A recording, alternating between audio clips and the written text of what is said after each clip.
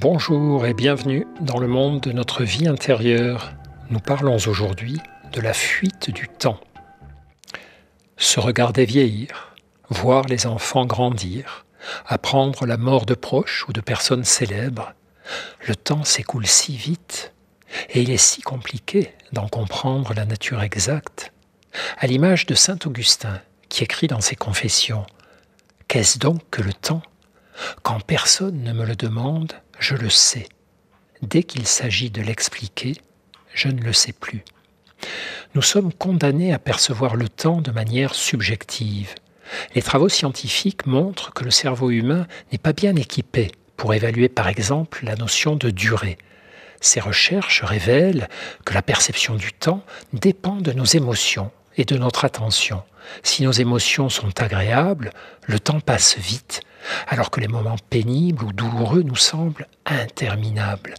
De même, si notre attention est captivée, nous oublions toute forme de durée. Finalement, c'est comme si nous passions notre vie à oublier que le temps s'écoule. Parce que cela nous angoisse à cause de la mort, évidemment.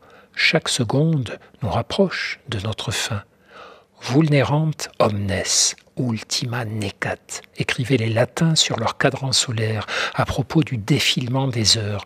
Toute blesse, la dernière tue. Dans l'éternité, l'écoulement du temps et le défilement des secondes n'ont aucune importance puisque ce temps n'a pas de fin.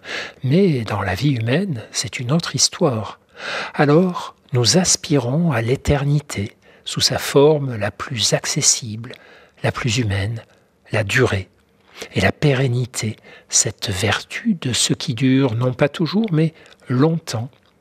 Le Clésio parle ainsi de la douce, la vertueuse pérennité de l'existence.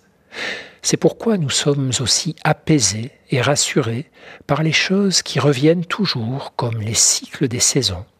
Nous sommes consolés par la fréquentation et la contemplation des lieux qui nous semblent immuables, comme les grands espaces naturels, océans, montagnes, ciel, forêt. Et puis, il y a ces deux grands antidotes, le bonheur et la présence.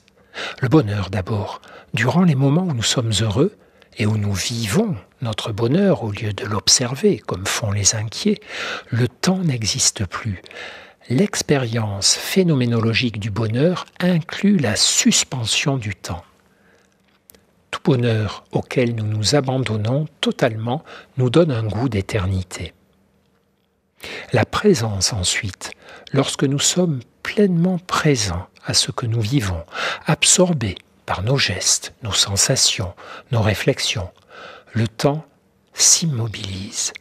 Les inquiétudes se dissolvent. Les patients anxieux qui pratiquent la méditation nous racontent ainsi comment ce qu'ils nomment le refuge de l'instant présent est pour eux comme l'œil du cyclone. Tout est emporté autour d'eux, mais ils se sentent protégés. Ainsi, dans les moments où l'on est heureux, dans les moments où l'on est présent, le temps s'immobilise, ce qui, à défaut de l'éternité elle-même, nous offre au moins de précieux et répétables sentiments d'éternité.